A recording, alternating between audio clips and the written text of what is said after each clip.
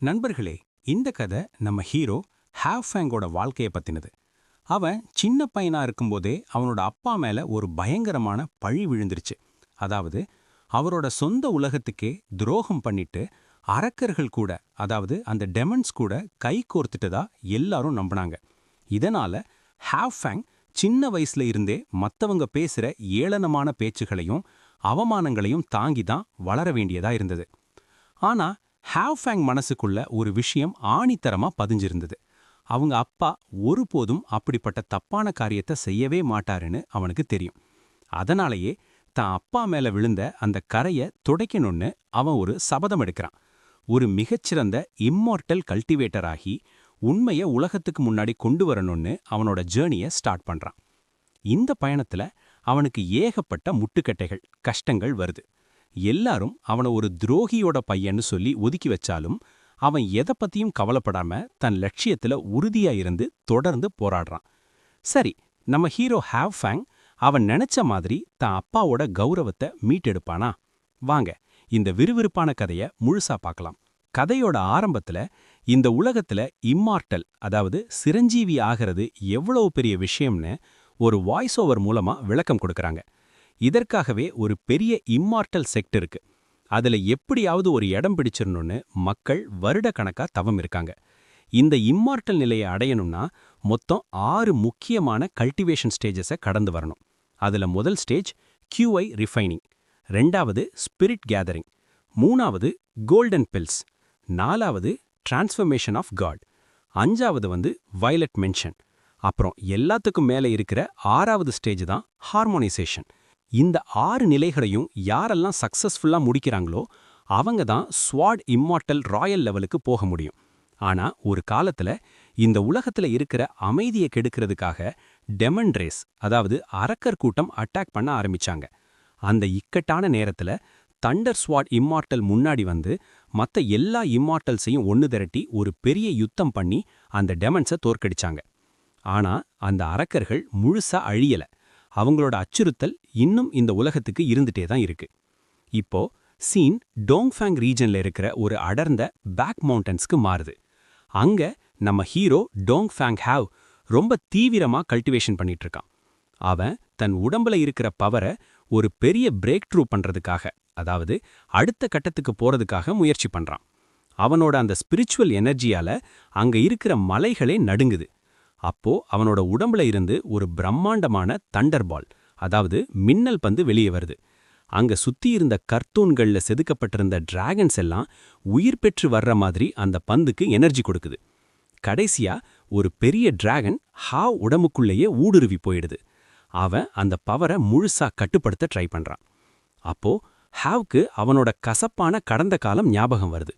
அந்த இம்மார்டல் செக்ட்ல இருக்கிறவங்க அவங்க அப்பாவை எப்படி கொடுமைப்படுத்தினாங்க, நீ ஒரு துரோகின்னு சொல்லி எப்படி முத்திர குத்துனாங்கன்றது அவன் கண் முன்னாடி வந்து போகுது.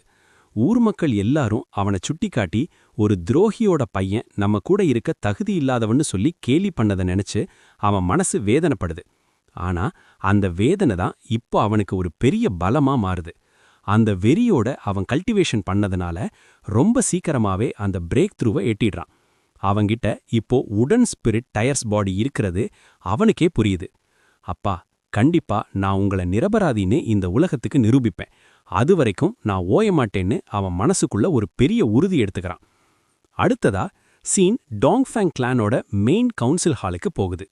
அங்க இருக்கிற அந்த கிளானோட சுப்ரீம் எல்டர் டாங்ஃபேங் ஷிங் ஒரு முக்கியமான மீட்டிங் நடத்திட்டு இருக்காரு. அங்க இருந்த தேர்ட் எல்டர் ஜியாங் என்ன சொல்றாருன்னா, நம்ம கிளான் சீஃப் இப்போ இங்க இல்ல, அவர் வெளியே போயிருக்காரு. அதனால அவர் வர்ற வரைக்கும் எந்த ஒரு முக்கியமான முடிவையும் நாம எடுக்க வேண்டான்னு பொறுமையா சொல்றாரு. ஆனா செகண்ட் எல்டர் ஜுங் அதுக்கு ஒத்துக்கல. சீஃப் வர்ற வரைக்கும் வெயிட் பண்ணிட்டு இருந்தா நம்ம கிளானுக்கு தான் நஷ்டம். அதனால நாம இப்பவே ஒரு முடிவு எடுத்தாகணும்னு ரொம்ப பிடிவாதமா இருக்கிறாரு. உடனே சுப்ரீம் எல்டர் ஷிங் ஹாவ சீக்கிரமா இந்த ஹாலுக்கு கூப்பிட்டு வர சொல்லி ஆர்டர் போடுறாரு. டோங்ஃபேங் கிளான் முழுசும் ஒரு அனௌன்ஸ்மெண்ட் கேக்குது. ஹாவ உடனே வர சொல்லி கூப்பிடுறாங்க. அதை கேட்ட உடனே ஹாவ் அந்த மெயின் ஹால் நோக்கி வேகமா கிளம்புறான். அவன் போற வழியில அவனுக்கு ரொம்ப தெரிஞ்ச பொண்ணு முஷு வர்றா. அவகிட்ட ஹாவ் எதுக்கு திடீர்னு என்னை எல்லாரும் இங்க வர சொல்லி கூப்பிடுறாங்கன்னு கேட்கறான். அதுக்கு முஷு, கவுன்சில் ஹால்ல ஏதோ பெரிய பிளான் நடக்குது, ஆனா எனக்கு என்னமோ இதுல ஏதோ சதி இருக்கிற மாதிரி தோணுது. தாத்தாவும் இப்ப ஊர்ல இல்ல, அதனால நீ ரொம்ப ஜாக்கிரதையா இருக்கணும்னு அவனுக்கு ஒரு வார்னிங் கொடுக்கறா.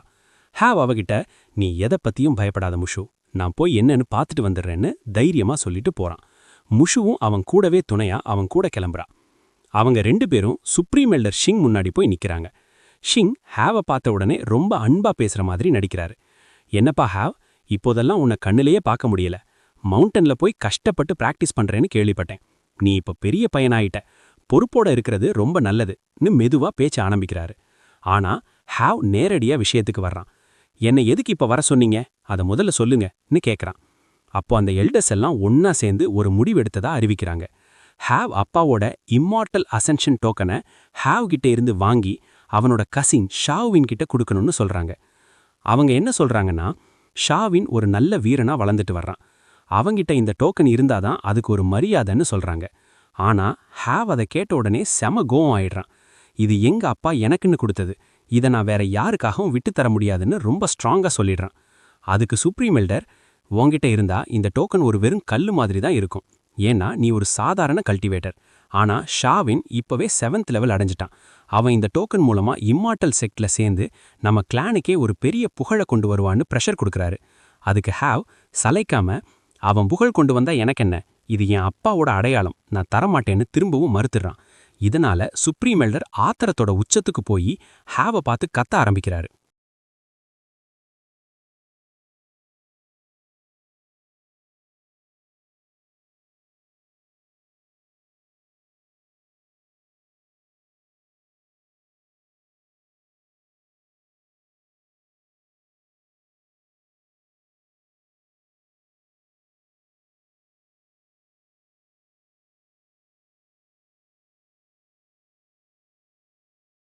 உன்னோட தகுதிய மறந்து இவ்வளவு திமிரா பேசாத. 6 வருஷத்துக்கு முன்னாடி உன் அப்பா அந்த அரக்கர்கள் கூட சேர்ந்து நம்ம உலகத்தையே காட்டி கொடுத்த துரோகி. நீ ஒரு துரோகியோட பையன். உன்னை அன்னைக்கே இந்த கிளானை விட்டு வெளியே அனுப்பியிருக்கணும். ஆனா நாங்க பாவம்னு தான் இங்க உன்னை வச்சிருக்கோம். மத்தவங்களுக்கு உன்னோட உண்மை முகம் தெரிஞ்சா உன்னை உயிரோட கூட விட மாட்டாங்க. பேசாம அந்த டோக்கனை கொடுத்துருன்னு மிரட்டுறாரு.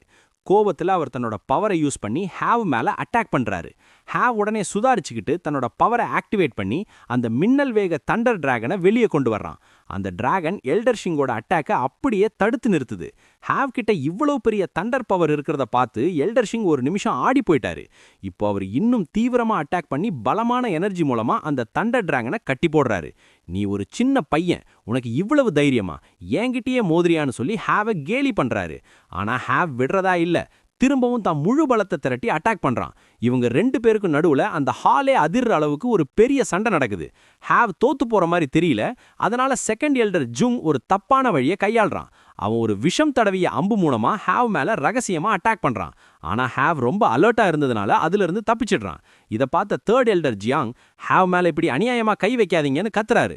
ஆனா ஜுங், நீ இவனுக்கு சப்போர்ட் பண்ணுனா உன்னையும் கிளான்ல இருந்து துரத்திடுவேன்னு மிரட்டவும் அவர் வேற வழி இல்லாம அமைதியாகிடுறாரு. இந்த பயங்கரமான சண்டையில குறுக்க வந்த முஷுவுக்கும் சின்ன காயம் பட்டுடுது. சுப்ரீம் எல்டர் ஷிங் ஹாவ கொல்லவே துணிஞ்சு போயிட்டாரு. ஆனா தேர்ட் எல்டர் ஜியாங் திரும்பவும் தடுத்து, இவனை நீங்க கொன்னுட்டா சீஃப் திரும்பி வரும்போது அவருக்கு என்ன பதில் சொல்லுவீங்கன்னு கேக்குறாரு. ஒரு துரோகி பையனுக்கு நான் பதில் சொல்ல வேண்டிய அவசியம் கிடையாதுன்னு கத்திக்கிட்டே ஹாவ முடிக்கிறதுக்காக ஒரு பெரிய வாளை எடுக்கிறாரு. ஆனா கரெக்டா அந்த நொடியில எங்கிருந்தோ வந்த ஒரு 100 டிராகன் ஏப் அங்க வந்து அந்த வாளை அப்படியே பிடிச்சு தடுத்துருது. அந்த ஏப் சுப்ரீம் எல்டரை ஒரே ஒரு பலமான பஞ்ச்ல தூக்கி வீசுது. அடுத்து செகண்ட் மாஸ்டர் ஜுங் அட்டாக் பண்ண போகுது. அவர் உடனே பயந்து போய் ஒரு ப்ளூ ஈகிள், அதாவது நீல நிற கழுகு மாதிரி மாறி அட்டாக் பண்ண ட்ரை பண்றாரு. ஆனா அந்த டிராகன் ஏப் ரொம்ப பவர்ஃபுல். அதை தன் காலுக்கு அடியில போட்டு அப்படியே நசிக்கிடுது. ஒரு பெரிய பிளாஸ்ட் ஆகி அந்த ஏப் மறைஞ்சு போகுது. அப்போ அங்க கிளான் சீஃப் ஜியாங் கம்பீரமா வந்து நிக்கிறாரு. முஷு தன் தாத்தாவை பார்த்த உடனே ரொம்ப சந்தோஷப்படுறா. தன் தாத்தாவை பார்த்த உடனே ஹாவ் தான் ரொம்ப அடிபட்ட மாதிரி ஒரு ஆக்டிங் பண்றான். சீஃப் ஜியாங் அங்க இருக்கிற நிலைமையை பார்த்து செம கோவமா, இங்க என்ன அநியாயம் நடக்குதுன்னு கேக்குறாரு. சுப்ரீம் எல்டர் ஷிங் பயந்து போய், நாங்க சும்மா அந்த டோக்கன் பத்தி பேசிட்டு இருந்தோன்னு சமாளிக்கிறாரு. சும்மா பேசுறதுனா இப்படிதான் ஆளுங்களை விட்டு அடிச்சு பேசுவீங்களான்னு சீஃப் கேக்குறாரு. இல்ல சீஃப், ஷாவின் தான் இப்ப பவர்ஃபுல்லா இருக்கான், அவங்கிட்ட டோக்கன் இருந்தா நம்ம கிளானுக்கு தான் நல்லதுன்னு நினைச்சு கேட்டோன்னு எல்டர் மெதுவா சொல்றாரு. நான் இல்லாதப்போ என் பின்னாடி இப்படிதான் அராஜகம் பண்ணுவீங்களான்னு சீஃப் கேட்க, அங்க இருந்த ஷாவின் முன்னாடி வந்து, நான் தான் ஹாவ் மேல கொஞ்சம் கருணை காட்டலனா அவன் இந்நேரம் செத்திருப்பான்னு ஒரு பெரிய பொய்ய சொல்றான்.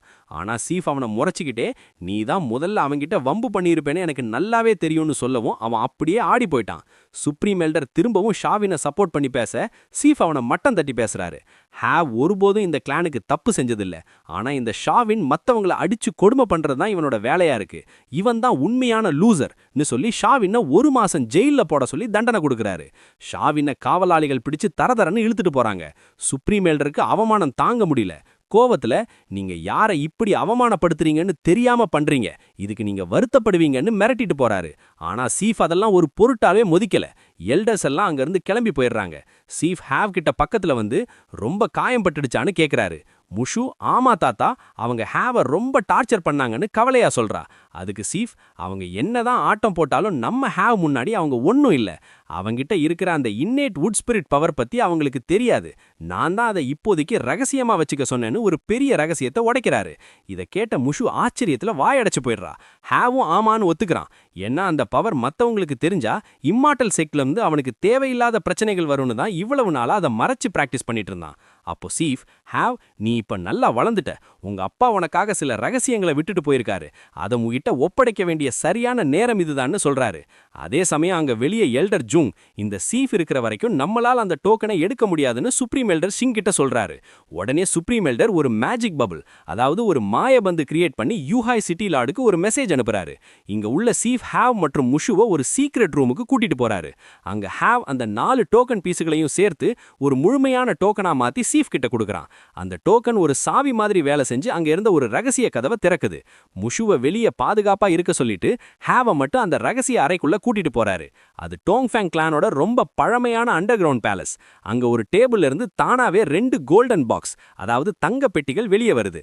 ஒரு பாக்ஸ்ல இருக்கிற அந்த டோக்கன் மூலமா நீ யூயாங் ஜி என்பவரை கான்டாக்ட் பண்ணலாம்னு சீஃப் சொல்றாரு. அவர் ஹேவ் அப்பாவோட ரொம்ப நெருங்கிய நண்பர். அப்பாக்கு தனக்கு ஏதோ ஆபத்து வரப்போகுதுன்னு முன்னாடியே தெரியுமா தாத்தான்னு ஹேவ் கேட்கறான். ஆமா ஹேவ், உங்க அப்பா ஒரு சாதாரண ஆள் இல்ல, அவர் ஒரு சுப்ரீம் இம்மார்டல். அவருக்கு வரப்போற காலத்தை கணிக்கிற பவர் இருந்தது. மேலும் ஹேவோட அம்மா ஒரு போர்க்களத்துல வீரமரணம் அடைஞ்சதையும் அன்னையிலிருந்து அவங்க எப்படியாவது இந்த டெமன்ஸை முழுசா அழிக்கணும்னு சபதம் எடுத்ததையும் விளக்கி சொல்றாரு. இந்த 2வது பாக்ஸ்ல உனக்கு ஒரு ஸ்பெஷல் கிஃப்ட் இருக்கு, அதை அவரே உங்ககிட்ட சொல்லுவாருன்னு சொல்லிட்டு சீஃப் அங்கிருந்து வெளியே போறாரு. ஹேவ் அந்த பாக்ஸை தொட்ட உடனே அதுல இருந்து அவங்க அப்பாவோட வாசனை வருது. ஒரு புகை மாதிரி கிளம்பி அவரோட உருவம் ஹேவ் முன்னாடி அப்படியே வந்து நிக்கிறாரு. ஹேவ் ரொம்ப ஷாக் ஆகி கண்கலங்கி அப்படியே பார்க்கறான்.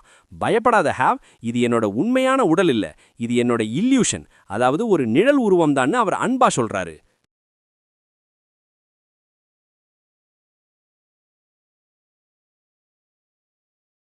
அப்போ சீன் வெளியே மாறுது. திடீர்னு டாங்ஃபேங் ரெசிடென்ஸை நோக்கி கடல்ல இருந்து நிறைய போர்க்கப்பல்கள் வர்றத நம்ம பாக்குறோம். யூஹாய் சிட்டி லார்ட் முராங்குன் தம் பேரனை ஜெயில்ல போட்டதுக்கு பழிவாங்க ஒரு பெரிய படையோட வந்திருக்காரு. கிளான் மக்கள் எல்லாரும் பயந்து போய் உடனே ஒரு பாதுகாப்பு ஷீல்ட போட்டு தங்களை காப்பாத்திக்க பாக்குறாங்க. ஆனா முராங்குன் ஒரு மந்திரவாதி மாதிரி ஒரு பெரிய ஜயண்ட், அதாவது ஒரு ராட்சசனை வரவழைச்சு அந்த ஷீல்ட அப்படியே உடைக்க பாக்குறாரு. அந்த ராட்சசன் ரொம்ப பவர்ஃபுல்லா இருந்ததுனால அங்க இருந்த மத்த வீரர்கள் எல்லாம் நடுங்க ஆரம்பிச்சாங்க.